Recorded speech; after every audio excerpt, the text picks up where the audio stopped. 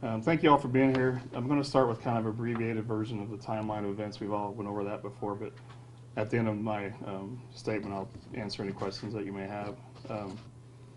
Again, on March 5th, it started about 1621. Our officers located the suspect vehicle behind 2114 First Avenue.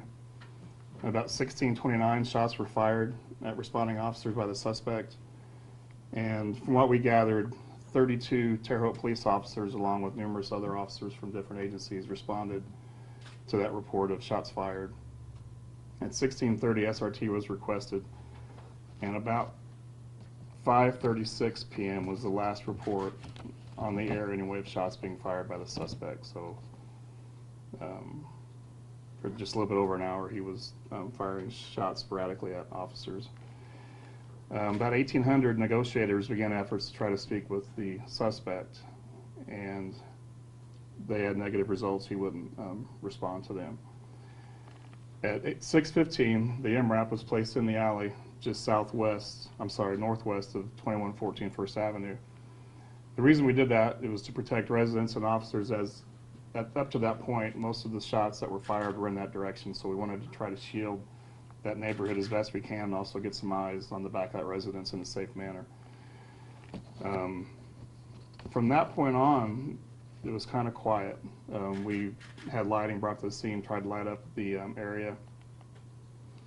And we didn't find this out until later, but at about 12:30 a.m. the next morning, which had been March the 6th, the neighbor directly to the east reported to us that he saw the suspect go through his backyard. Of course, he didn't tell us that night. He told us the next day when we were, after the suspect was killed and we were going through the scene and trying to assess how we got out of there. He did say that he was wearing dark clothing and was crawling east in his backyard towards the next yard to the east. And that was about 12:30 a.m. on the 6th. So I'll go to the map here in a bit, just to kind of go where we think he went out. But that's just for your reference at this point. At 01:05, the Indiana State Police snipers began rotation with our snipers due to us being there so long. But I just want to clarify and make sure that he was out of that perimeter before Indiana State Police got there. So him getting out of the perimeter is on me. It's on Terre Haute Police Department. It's not on State Police. They did an excellent job relieving us and helping us with the scene. And then we found out later, about 3:30 in the morning, he made a trip to Walmart. We found that out Wednesday last week. Now, we don't release everything because we've got a pending investigation, and if there's someone that helped him get there and they see it on the news, they're not going to say, hey, I helped him get there, because they obviously helped somebody that did some bad things out here. So that's why that wasn't released. We're not trying to hide anything. I wanted to wait till we had a chronological order of things, and I also wanted to wait till we had our SRT debrief, which we did today at noon. So that's why that wasn't forthcoming. We're not hiding that. Ultimately, he could have went anywhere. The point is, he got out of our perimeter, and had he not done that, we wouldn't be talking about where he went when he escaped. So that's on us, so we're going to fix that. About 9:30 that morning, on the 6th, our officers received information that he was possibly at that location on 4th Avenue. And we immediately relayed that information to state police detectives that were in tactical command of the situation at that time, because their SWAT guys had relieved our SWAT guys that had been up there until about 8 in the morning. I won't comment on what happened after that. I think that's all been well documented. Most of you were there actually when that occurred. Now I'll go to the diagram. After everything ended on the 6th, we went back to the house at 1st Avenue, and there is a window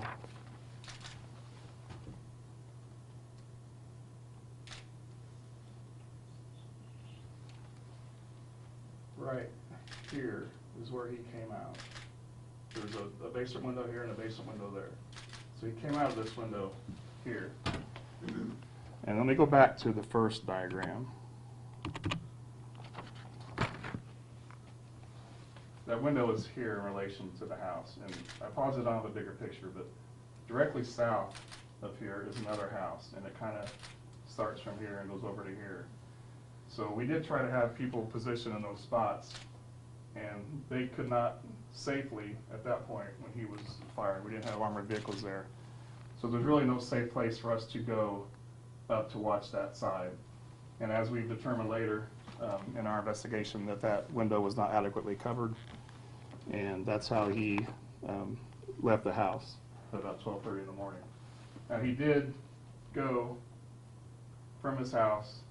He went through the privacy fence that was, you can see it there. There's a privacy fence back that when we were in the back in the MRAP, we'd actually pulled up to try to get a better view over here, and we couldn't see what we'd seen before.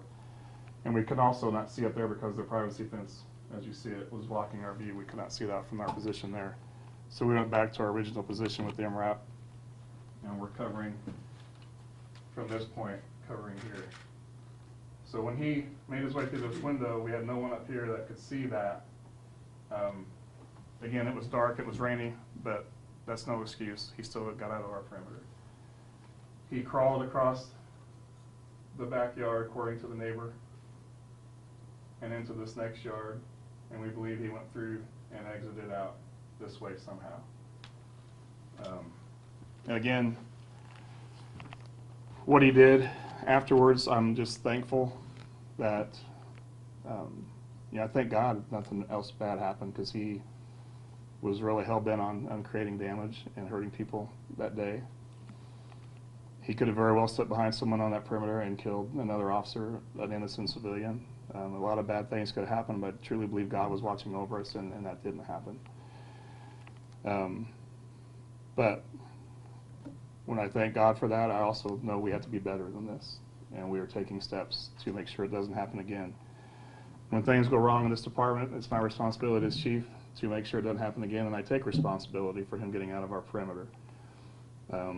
I met with a very determined group of SRT members today, and I can assure you that this will never happen again with this team, and it will never happen again with me as being chief of this department. We are making sure whatever we have to do in the future, there are no ways for anyone to get out of anything that we've got a perimeter set up on. And if we have to call in whatever resources we do to make sure that happens, we will do that. But we will not put anyone else at risk because we did not keep a perimeter and keep him in there when we had him.